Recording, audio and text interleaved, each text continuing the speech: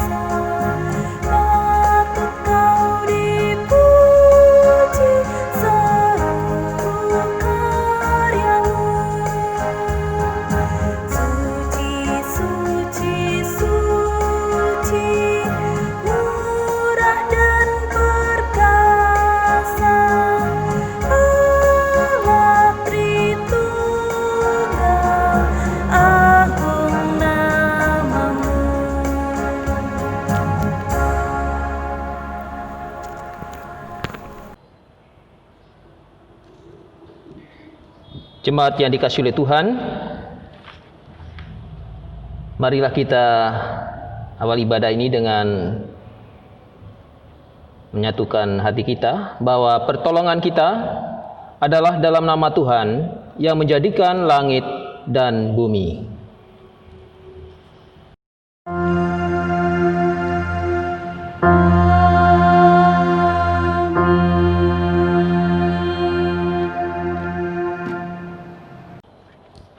Jemaat yang dikasihi oleh Tuhan, marilah kita mendengarkan nas pembimbing yang terambil dari kitab Amsal pasal 1 ayat 7 yang menyatakan demikian. Takut akan Tuhan adalah permulaan pengetahuan, tetapi orang bodoh menghina hikmat dan didikan. Dan terimalah salam, kasih karunia dan damai sejahtera dari Allah Bapa dan Kristus Yesus Juru Selamat kita menyertai kamu dan menyertaimu juga.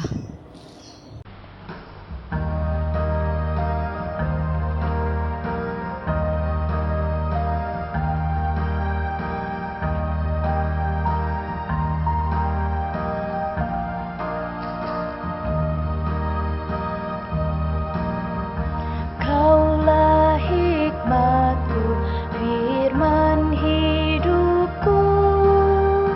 Kau besertaku dan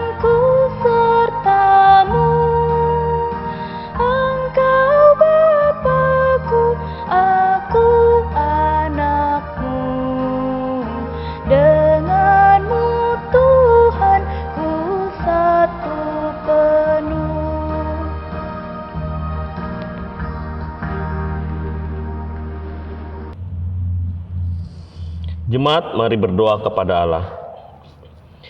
Ya Bapa Maha Kuasa, kami bersyukur atas pertolongan dan berkat-Mu yang kami terima dalam kehidupan selama sepekan yang lalu. Memulai kehidupan kami di pekan yang baru ini, kami datang untuk beribadah, bersujud, sembah, dan memuji nama Tuhan. Layakan kami dan berkenanlah atas ibadah, sembah sujud, dan pujian yang kami panjatkan kepadamu. Kami pun sadar dan mengakui segala dosa dan kejahatan kami, baik yang tampak dalam sikap dan laku kami, maupun yang tersembunyi di pikiran dan hati kami. Berilah kami pengampunan dan damai sejahtera ya Bapa, serta baharuilah hidup kami oleh Roh Kudus-Mu. Sebab hanya oleh rahmat-Mu ya Bapa, dan dengan memandang kepada Yesus Kristus, kami bersyukur atas kasih setia dan pengampunan-Mu yang nyata dalam hidup kami sampai hari ini. Ajarlah kami untuk mengikuti teladan kasih-Mu, serta melakukan firman dan kehendak-Mu sebagai saksi-saksi yang setia di sepanjang hidup kami. Sehingga melalui kami, banyak orang akan memuji dan memuliakan nama-Mu. Dalam nama Tuhan Yesus kami berdoa. Amin.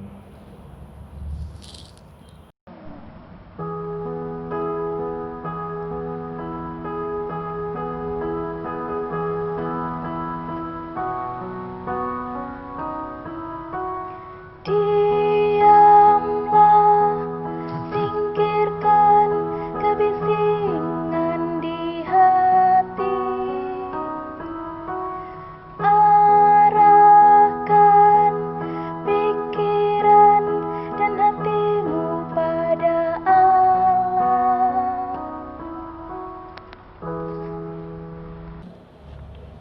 Jemaat Tuhan, marilah kita bersatu di dalam doa untuk memohon bimbingan Roh Kudus.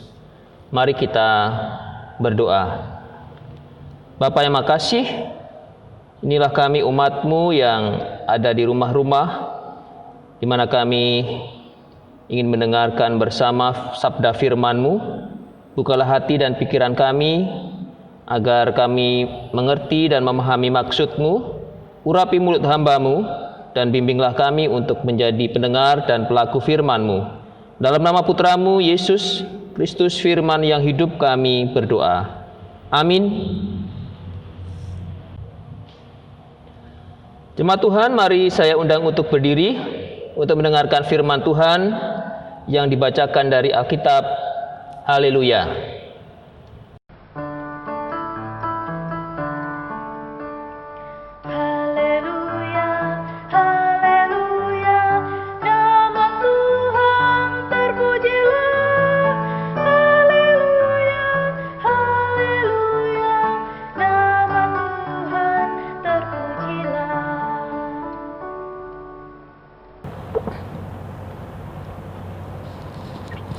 Bacaan Alkitab hari ini terambil dari kitab Amsal 23 ayat 12 yang demikian firman-Nya. Arahkanlah perhatianmu kepada didikan dan telingamu kepada kata-kata pengetahuan. Demikian pembacaan Alkitab. Hendaklah firman Tuhan dengan segala kekayaannya diam di dalam hatimu, dan ucaplah syukur kepada Allah.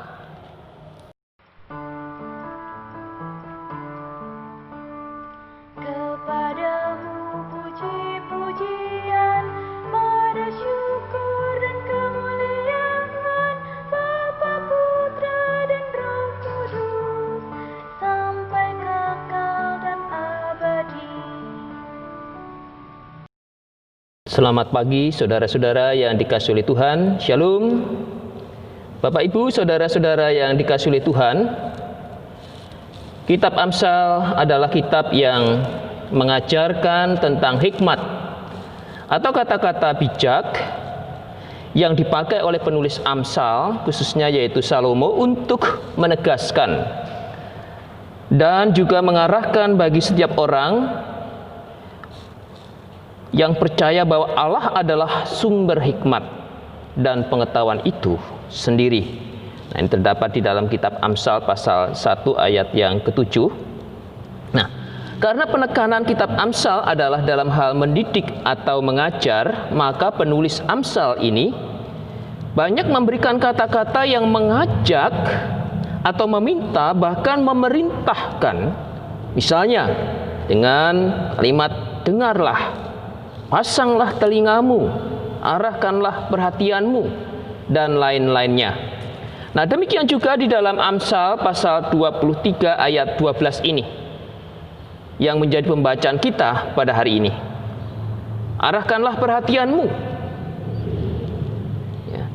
Adalah kata ajakan, bahkan bisa menjadi sebuah perintah yang disampaikan oleh orang tua atau guru yang ditujukan kepada anak-anak atau siswa.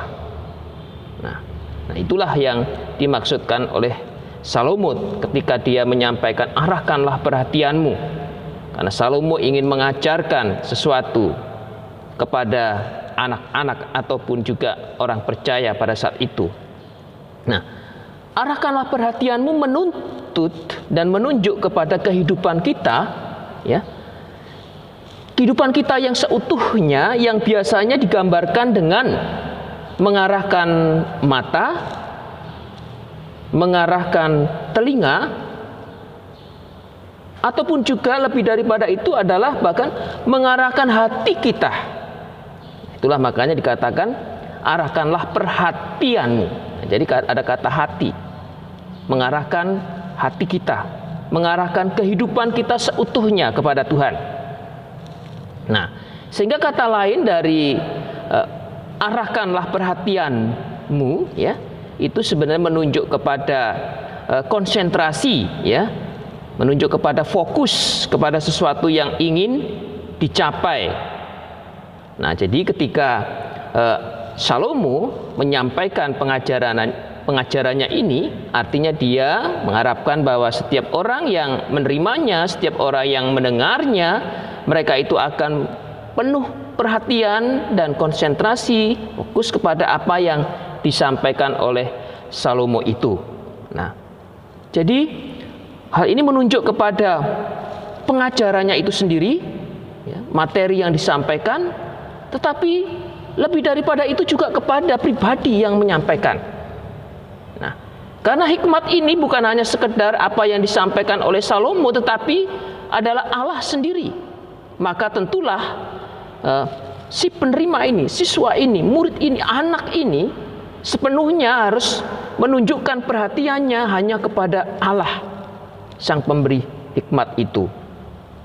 Nah, Bapak Ibu, saudara-saudaraku yang dikasihi oleh Tuhan, dalam kehidupan sehari-hari banyak hal yang dapat mengganggu perhatian kita kepada kehendak Allah, kepada ajaran orang tua, nasihat orang tua, atau ajaran guru dan sebagainya. Anak lebih suka dan tertarik melihat atau memperhatikan HP-nya misalnya.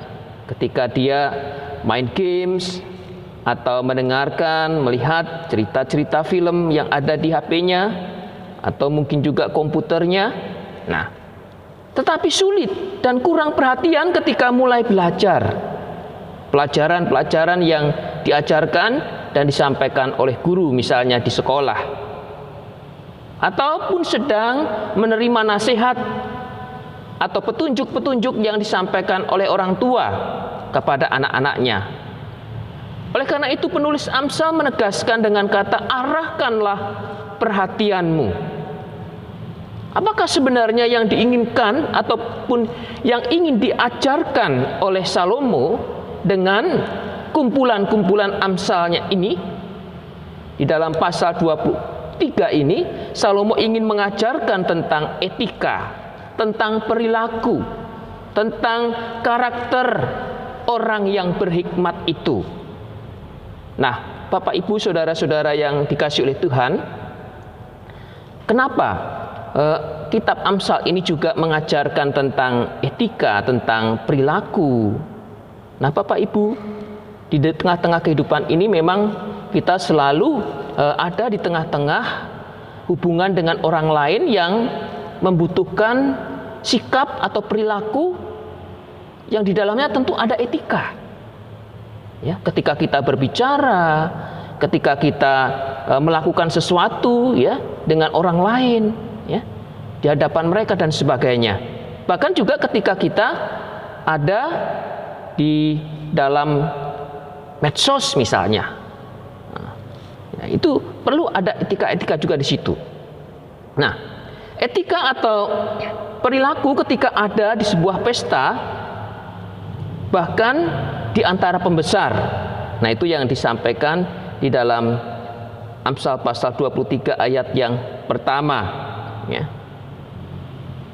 Pesta yang dilakukan ataupun makan bersama yang diungkapkan di situ pasti menunjukkan adanya berbagai macam hidangan yang disiapkan dan disediakan di dalam pesta atau makan bersama-bersama dengan pembesar tersebut.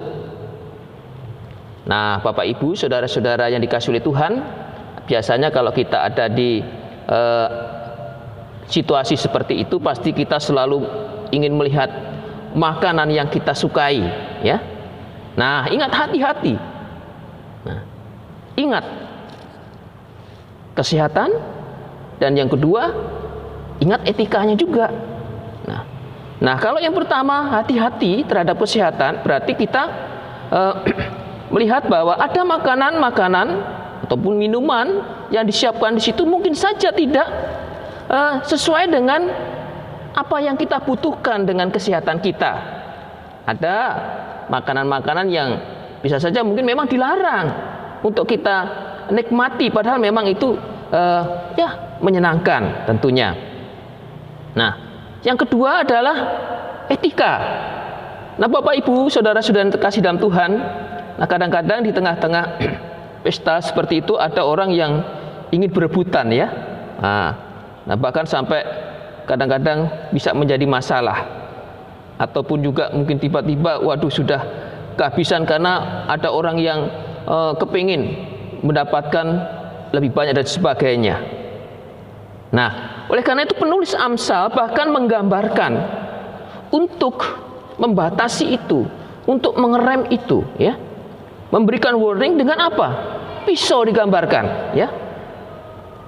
Di dalam ayat yang kedua, pasal 23 dikatakan, taruhlah sebuah pisau pada lehermu bila besar nafsumu. Waduh, kita bayangkan, ya, bahwa itu sesuatu yang memang sangat penting untuk diperhatikan.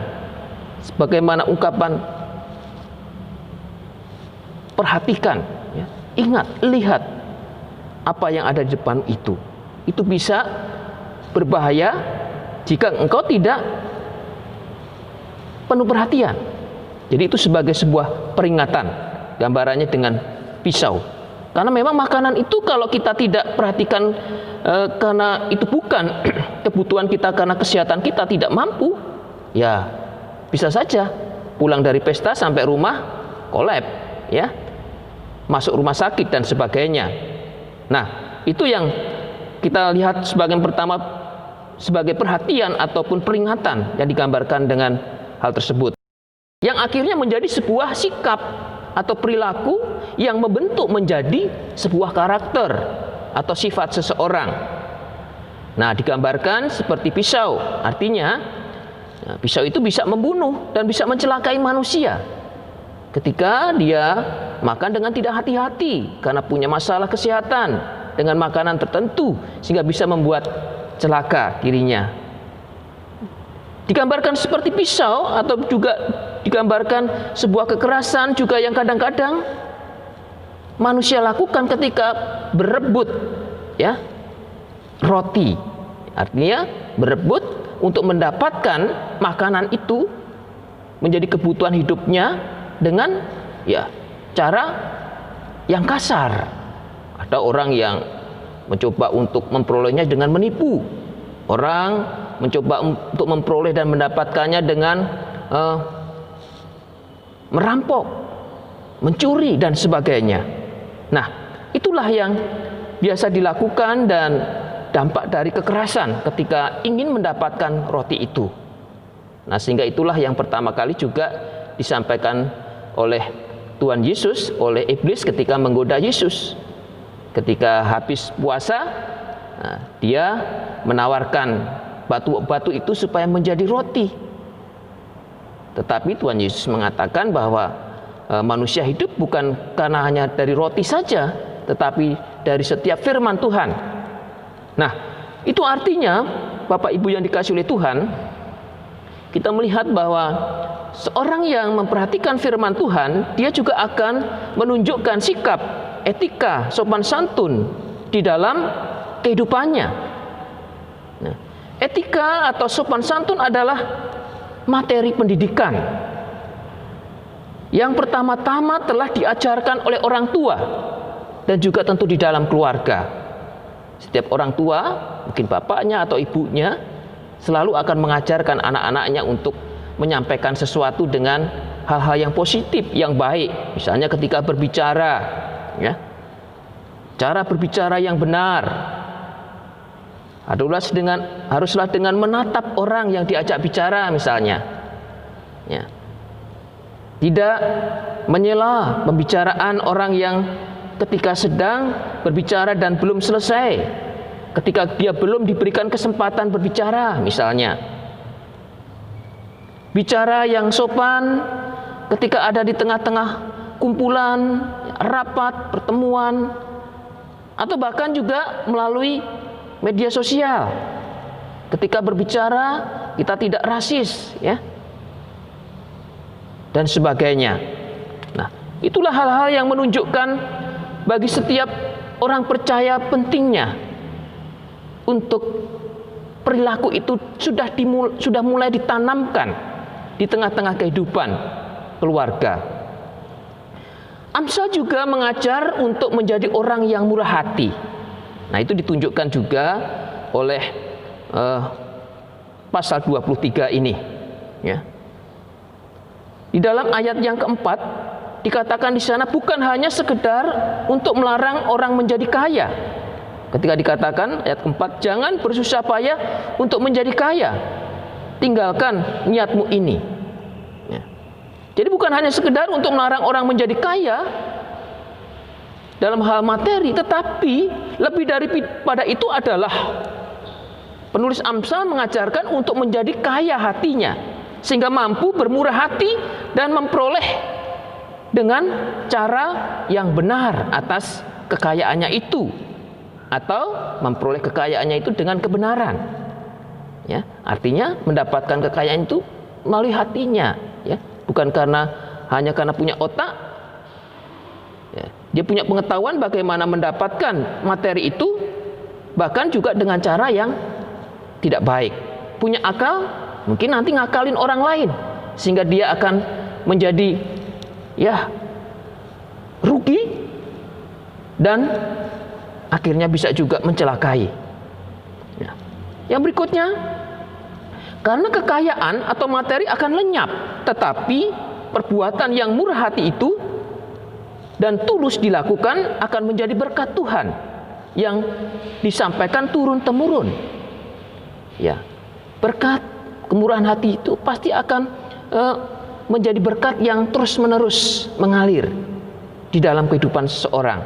Bahkan dikatakan turun-menurun ataupun juga kekal di sana. Nah, yang berikutnya adalah mengajar adalah untuk menumbuhkan. Menumbuhkan apa? Menumbuhkan sikap tulus di dalam memberi.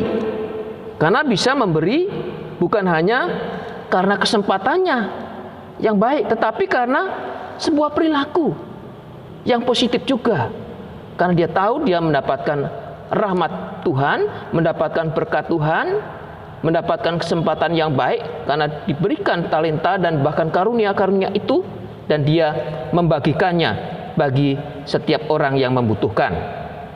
Nah, kitab Amsal juga mengajarkan sikap adil dan bijaksana. Di dalam ayat 10 menegaskan ketika punya kuasa, kita tidak menggunakan kekuasaan itu untuk menindas, ya. Bahkan juga untuk merebut milik orang lain untuk kepentingan pribadi. Dikatakan ayat 10, Jangan engkau memindahkan batas tanah yang lama dan memasuki ladang anak-anak yatim.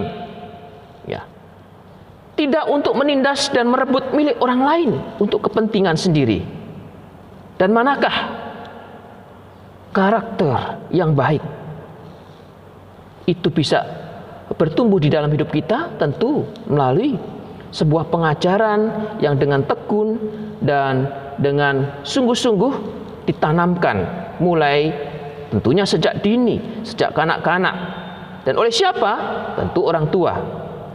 Artinya dari rumah dan keluarga, karakter atau sifat yang baik dan benar itu akan tumbuh di dalam diri seseorang, di dalam diri anak-anak, di dalam diri setiap orang yang telah diberikan, dititipkan di tengah-tengah keluarga itu. Selamat menabur benih kebaikan di rumah kita. Tuhan memberkati. Amin.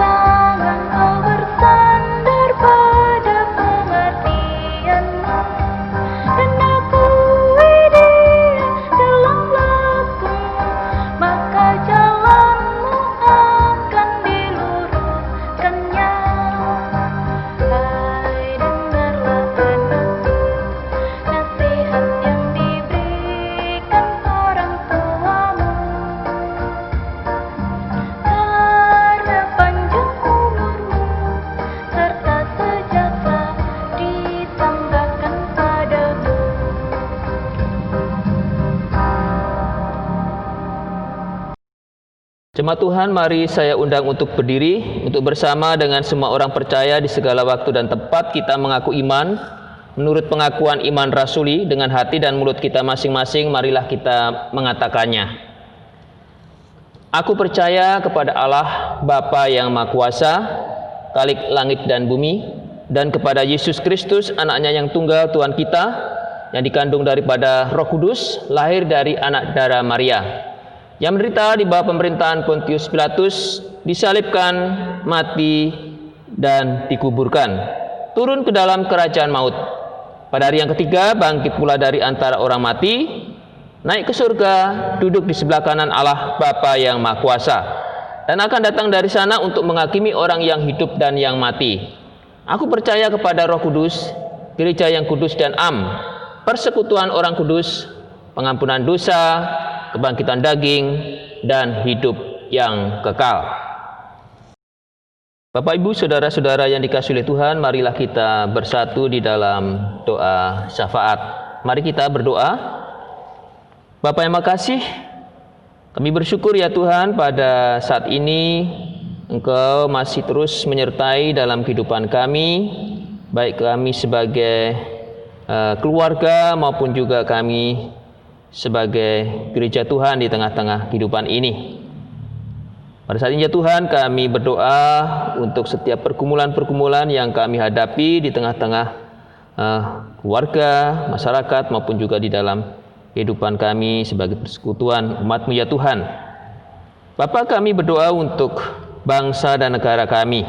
Ya Tuhan, Kau memberkati selalu, kiranya pemerintahan bangsa dan negara kami, para pemimpin kami baik dari tingkat pusat demikian juga sampai dengan pemimpin-pemimpin yang ada di daerah. Dan khususnya ya Tuhan, kami berdoa untuk pemimpin kami, untuk pemerintahan daerah di kota Banyuwangi ini. Biarlah Engkau memberkati para pemimpin kami sehingga mereka mampu melakukan setiap tugas-tugas dan tanggung jawab mereka di dalam membangun masyarakat dan daerah di kota Banyuwangi ini. Demikian juga Tuhan, kami berdoa untuk setiap pergumulan-pergumulan yang kami hadapi bersama, dan Engkau juga berikan hikmat bagi para pemimpin kami untuk bisa mengatasi dan juga menyelesaikan setiap permasalahan maupun juga pergumulan-pergumulan yang ada, khususnya menghadapi pandemi COVID-19 ini. Biarlah Engkau memberikan hikmat bagi mereka semuanya dan menopang kami sebagai warga masyarakat untuk bisa mematuhi dan mengikuti apa yang menjadi anjuran dan perintah untuk bisa mematuhi protokol kesehatan dengan baik. Kami juga berdoa ya Tuhan untuk pergumulan-pergumulan yang kami hadapi di tengah-tengah kehidupan ini, baik akibat oleh karena bencana alam maupun juga oleh karena peperangan. Biarlah Engkau juga hadirkan damai sejahtera-Mu bagi kehidupan yang ada di bumi ini. Bapa, kami berdoa untuk gereja-Mu secara khusus, secara sinodal, berkati di dalam aktivitas dan kegiatan. Demikian juga untuk jemaat-jemaat di dalam lingkup MUPA, Regio, dan khususnya GPIB Immanuel Banyuwangi, tempat ini ya Tuhan. Berkati di tengah-tengah pelayanan dan kesaksiannya, dan terima juga untuk lembaga-lembaga pelayanan GPIB, teristimewa untuk yayasan pendidikan Sekolah Petra yang ada di Banyuwangi juga Engkau berkati di tengah-tengah karya dan pelayanannya. Demikian juga bagi saudara-saudara kami yang sedang sakit ya Tuhan, Kau biarlah menjamah dan memulihkan, menyembuhkannya. Kami berdoa untuk Ibu Suwaryo, Ibu Daniel Talapesi, Oma Mari de la Croix, Oma Gatik Susanto, Oma Erna Manalif, Oma Welcet Waidan, Ibu Munari, Bapak Herman Wahyudi, Bapak Joko Sutrisno, Ibu Ingrid Rooroh. Ya Tuhan, biarlah Engkau menjamah dan memulihkan mereka, dan kami tahu tangan Tuhan yang penuh kasih dan kuasa itu yang akan menyembuhkannya dan memulihkannya. Kami berdoa juga ya Tuhan bagi saudara-saudara kami yang berulang tahun di hari Minggu ini, demikian juga dalam minggu-minggu ini ya Tuhan. Berkati mereka, kami percaya bahwa kasih Tuhan dan berkat-Mu selalu Engkau curahkan dalam karya hidup dan kehidupannya. Dan biarlah ungkapan syukur dan sukacita selalu menjadi nyata di dalam kasih dan pertolongan Tuhan yang telah Engkau nyatakan bagi mereka ini. Bapak, terima kasih. Kami juga berdoa bagi saudara-saudara kami, mereka yang sedang ada di tengah-tengah pergumulan untuk mendampingi dan mendidik anak-anak mereka, pergumulan-pergumulan di tengah-tengah tugas pekerjaan mereka karena dampak dari COVID-19 maupun juga pergumulan yang lainnya Tuhan. Biarlah Engkau menyertai dan memberkati setiap anak-anak-Mu sehingga mereka mampu untuk bisa tetap melangkah bersama-Mu Tuhan di tengah-tengah setiap tantangan hidupnya. Bapak yang mengasihi, akhirnya ya Tuhan, kami mau menyerahkan seluruh doa dan permohonan kami ini hanya kepada-Mu saja ya Tuhan. Ya Tuhan, dalam pengasihan-Mu kami memohon, dengarlah doa kami. Peliharalah kami di dalam kasih Yesus Kristus, Tuhan dan Juru Selamat, yang telah mengajar kami berdoa. Bapa kami yang ada di surga, dikuduskanlah nama-Mu, datanglah kerajaan-Mu. Jadilah kehendak-Mu di bumi seperti di surga. Berilah kami pada hari ini makanan kami yang secukupnya, dan ampunilah kami akan kesalahan kami, seperti kami juga sudah mengampuni orang yang berbuat salah kepada kami. Dan janganlah membawa kami ke dalam pencobaan, tetapi lepaskanlah kami daripada yang jahat.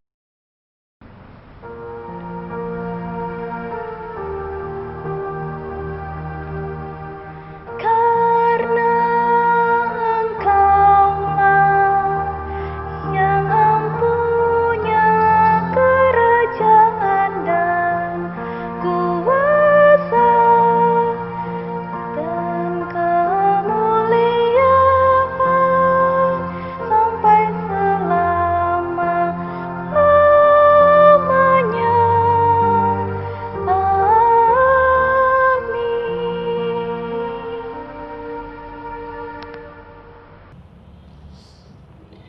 Jemaat, marilah kita mengucap syukur kepada Tuhan dengan memberi persembahan kepadanya.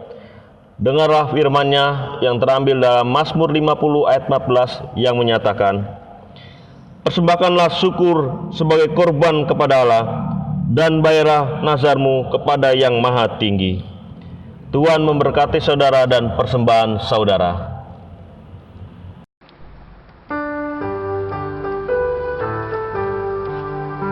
Bersyukur kepada Tuhan, bersyukur kepada Tuhan, sebab Dia baik.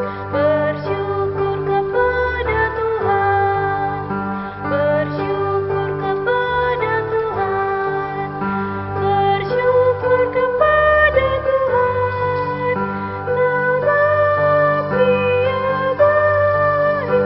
Bersyukur kepada Tuhan.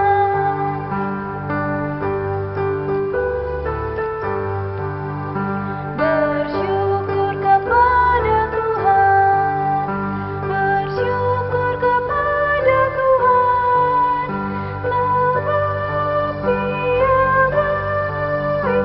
Bersyukur kepada Tuhan.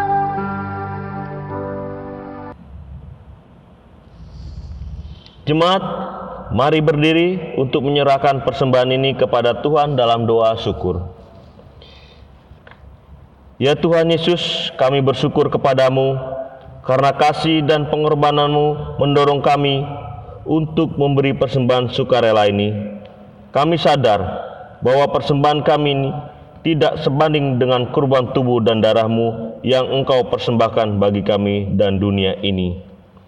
Terima serta kuduskanlah, ya Tuhan, agar berguna untuk pelayanan kasih dan keadilan demi kemuliaan-Mu. Amin. Shalom warga jemaat GPIB Immanuel Banyuwangi. Demikian kami sampaikan warta jemaat Minggu 27 September 2020. Bagi warga jemaat yang ingin mengetahui laporan keuangan, dapat langsung datang ke kantor gereja setiap hari Selasa hingga Sabtu pada jam kerja. Dalam rangka memperingati Hari Perjamuan Kudus Sedunia, akan diadakan ibadah Perjamuan Kudus pada hari Minggu tanggal 4 September 2020 yang akan ditayangkan di channel YouTube GPIB Immanuel Banyuwangi. Demikian warta jemaat hari Minggu 27 September 2020. Terima kasih atas perhatiannya.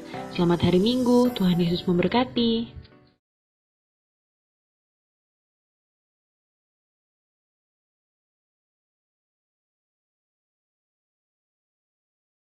Jemaat Tuhan, mari saya undang untuk berdiri.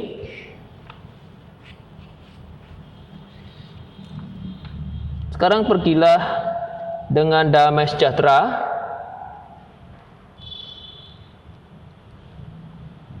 serta lakukanlah firman Tuhan yang telah saudara dengar.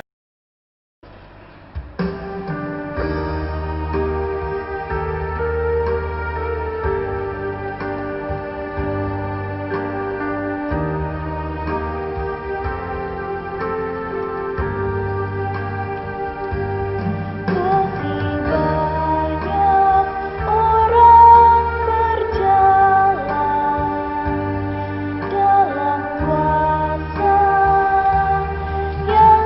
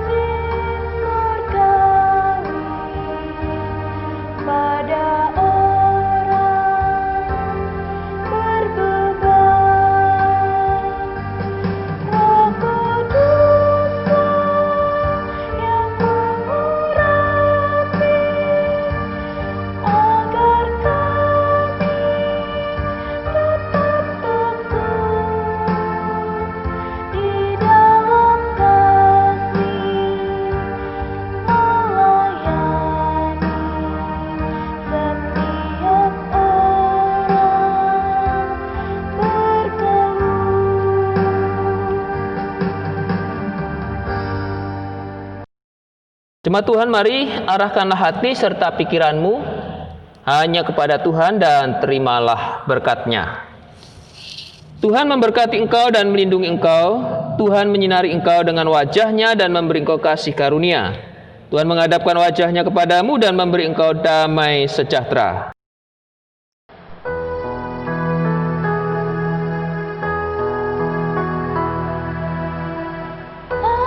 Amin, amin, ya benar adanya. Amin, amin, amin, ya benar adanya. Amin.